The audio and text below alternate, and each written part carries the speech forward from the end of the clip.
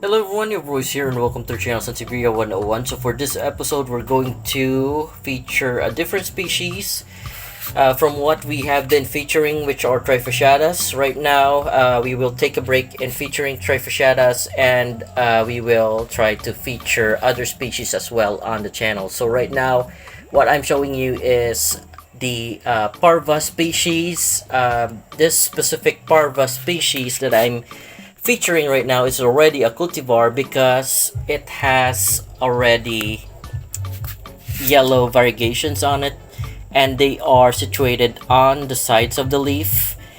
This cultivar of parva, folks, is called Gilt Edge. So you have to write it, or the proper way of writing it would be Sansevieria, the genus, parva, the species, then Gilt Edge, the cultivar. So it's Sansevieria parva Gilt Edge.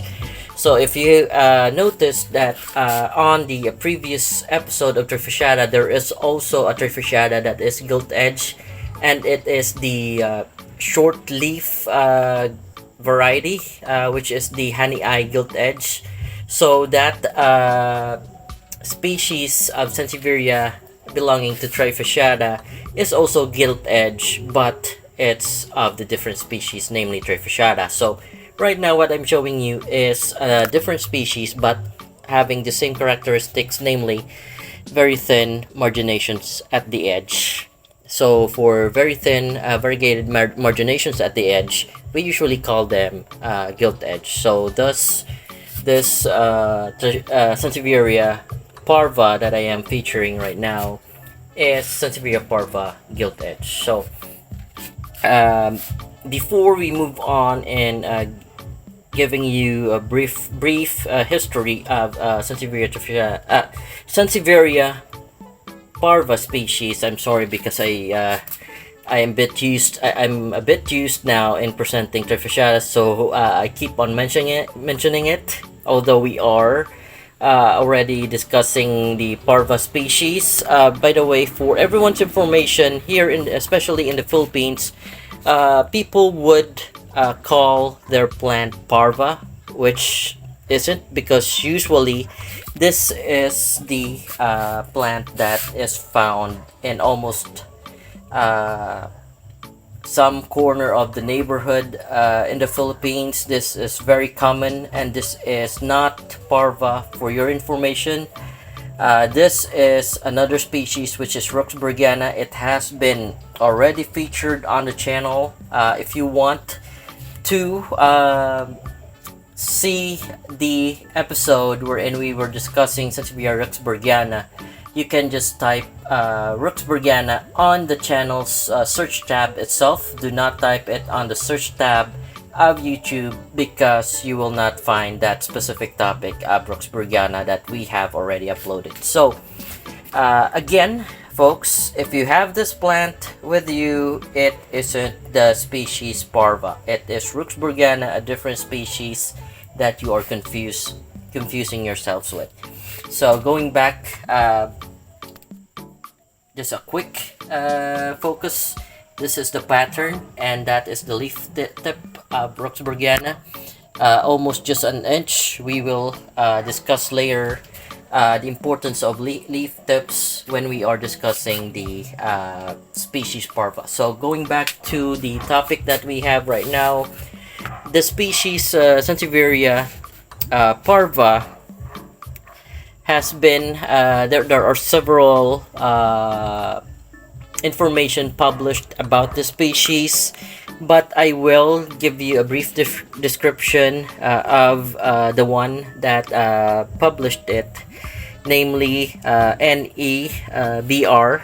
So the one that NEBR wrote for parva species, but by the way, NEBR is means that he is an author who wrote about parva, and he wrote about it the year 1915.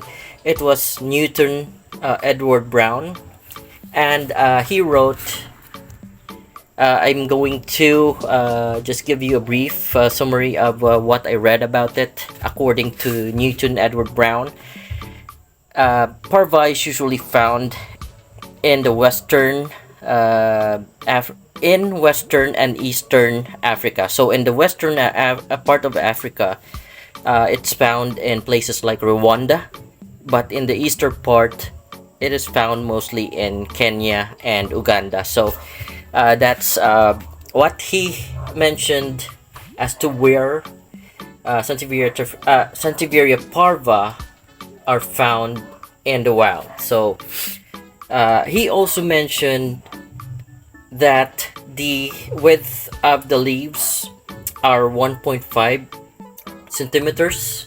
It is actually very thin. I'm going to focus, and 1.5 centimeters would actually be in millimeters, because we have a tool here.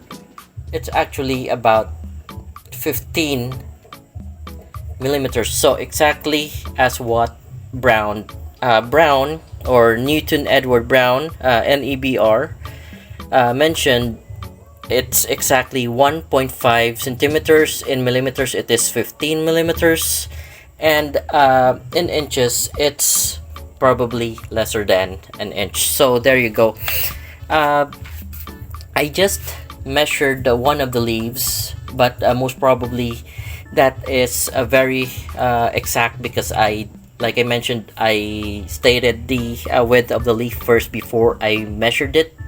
So what Newton Edward Brown actually said is true about the width of the species parva.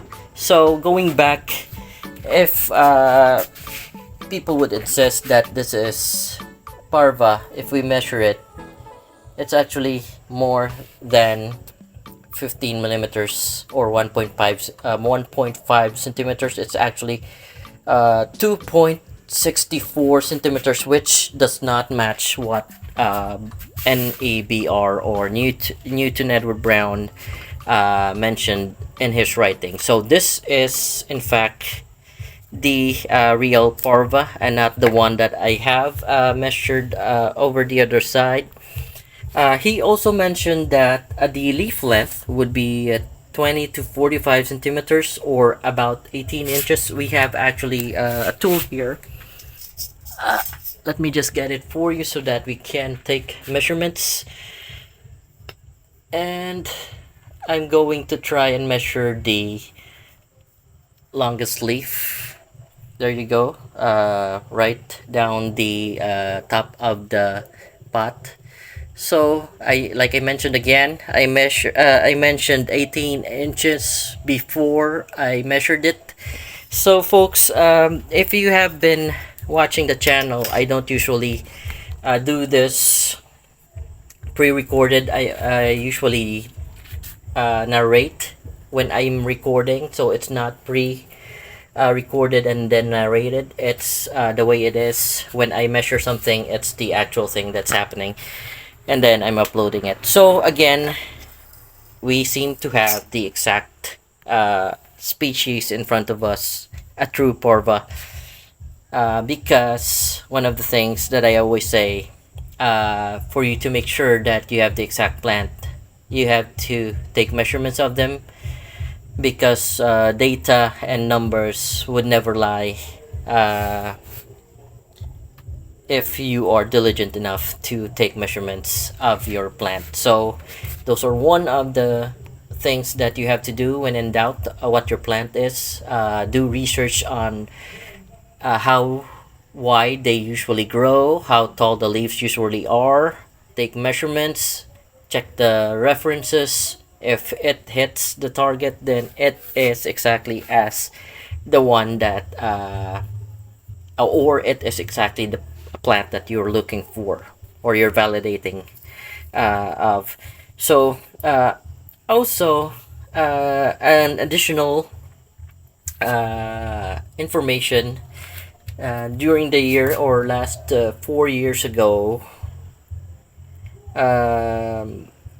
Newton also added that for you to know Dunery, or because there's another species that you can confuse parva with, and it's the species Dunery, So Dunnery would have these are called leaf tips. So that is the tip of the leaf. You have to measure it. It's very important, like I mentioned. So Dunnery would have right around 6 to 50 millimeters. So we're going to measure what we have here because Dunnery is up to 50 millimeters, while Parva will be up to 76 to 80 millimeters. So again, set to 0 because, like I mentioned, haven't measured it prior to making the video. Set it to 0. I'm sorry, turned it off. And there you go. We'll measure it. And what we are measuring right now is a very, very long tip. Like I mentioned, for Dunnery, it will just be right around 6 to 5 millimeters, and we're already past 50 millimeters. Sorry, 6 to 50 millimeters for Dunnery, while for Parva, it would be 38 to 76 millimeters according to Brown or Newton. So there you go. We'll take more measurements. So we actually they're right about the same. I'm measuring 64. There could be something that's longer, like this one. This one is 66, almost 67. How about this one? Use the other one in here. I think we can almost 70 inches for that one. So we're reaching 70 millimeters. I'm sorry, not inches, 70 millimeters for the leaf tips of Sansevieria trifasciata. I'm sorry, always trifasciata.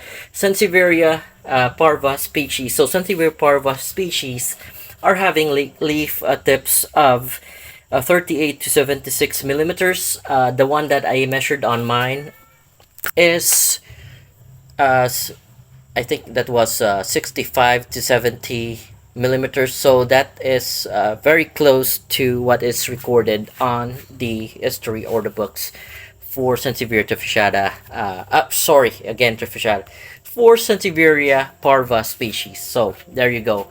Going back to what folks here would usually call parva. So again, the leaf tips, if you measure it, it should be around 70, but as you can see, none of them would reach even at 50 like Dunnery. It's just 20. This one's a bit longer. This one is 25. So, but nonetheless, none of them would reach 50 millimeters for the leaf tips. So again, folks, leaf tips of Sansevierias are very important. From the leaf tips, you will be able to figure out most of the species. They differ in leaf tips as well. So that's one of the key areas or factors that we have to take note of when we are trying to figure out the differences between species. So nonetheless, what we have is truly Sansevieria parva species right in front of us. It has variegated and it was cultivated from a nursery. That's why it has variegations on it. On the wild, you will never see variegations on Sansevieria parva. So there you go, folks. I guess that's what I can discuss for what really is the parva species in Sansevieria. They are different from what you usually expect, especially if you're here in the Philippines, because folks here keep on posting parvas that isn't parvas. They are Rexburgiana in truth. What I am showing you right now is to enlightening everyone, not only in the Philippines but the whole world, that this is parva because we have checked the books, we have taken measurements, and everything is accurate. What I can add is that Sansevieria parva species, there are a lot of variants of them found in the wild.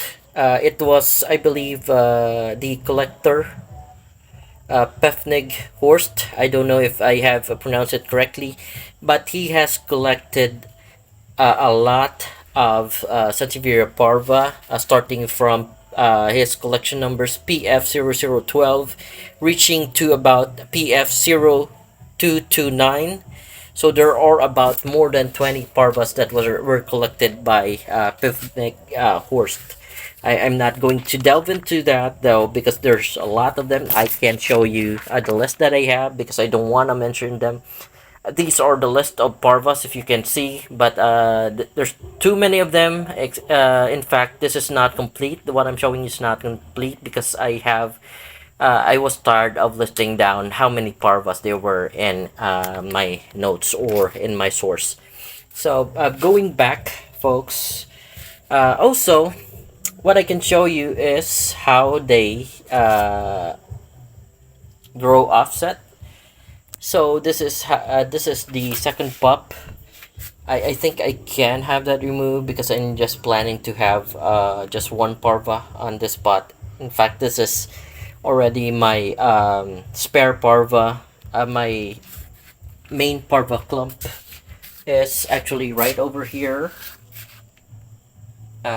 It's too clumped, or it's really clumped up, so it's very hard for me to use that as reference for what we're featuring right now. So this is how they offset. They would usually grow stolons from, they can grow from below, but if the pot is already full, they will try to get out of the pot, then look for a better place, which is what is happening right now. So these are called stolons, and this is the offset. So I'm planning to cut it right there, or cut it over that side, and leave just one parva on the spot. So I think I'm going to do that later on. I'm not going to show you anymore how I did it, because all you need to do is to cut it. Maybe I can though. I don't think it will take a lot of time to do that. I can show you how to cut off the stolon part. I'm not sure if it's as thick as the Pinguicula species, because Pinguicula are also growing stolons, and they will try to get out of the pot to grow somewhere else. So most commonly, I would find it very hard to cut off the stolon. So I will try to cut them off from the very close to the mum. So there you go. Successfully, we were able to cut off the stolon that is having this offset. So what I'm going to do is I'm going to kinda, you don't actually need this very long stolon, because it was trying to find a ground to grow in, so there was no ground, because this was placed in a rack. So it was trying to reach the ground soil wherein it's very this one is positioned 6 feet above the ground. So it grew very long stolons in the hopes of finding a soil for it to grow. But nonetheless, I will try to plant it, or perhaps sell it online if someone is interested. But like I mentioned, they're not as tough as the Pinguicula stolons, Pinguicula species stolons. So there you go. That's how you can cut them. You can just get rid of this very long stolons, because there's no need for it. Uh, you can also leave it attached and plant it, but I don't think it will be very nice to look at. Applied hydrogen peroxide on that wound so we can replant it later on. So we're left with just two parvas on it. Um, I want to remove this because it's not symmetrical to the pot. So we'll try. I think it's already rooted. It's rooted on the pot. That's why it's hard to remove it. But we'll try to shake it. It has actually rooted so much that it's hard to separate it from its mother or the mom plant or the mother plant. So there you go. This one's a healthy offset. I don't know. I haven't figured out what to do with it yet, but it messed up the pot when I removed the offset from it. Here's the some of the excess root. We'll try to grow them back symmetrically to the pot if I can, or just again plant the offset in another pot and have that grown as well. So there you go, folks. I have shown you how to clean up the species of Roxurbiana, or sorry, species of parva when they have offsets that are kind of messing up the how the pot or the symmetry of the pot would be. You can I'll try to remove this excess leaves as well to make it more uniform. There you go. That's better. Try to that's why I use the small stones, is to keep them stay or to stabilize them in the pot.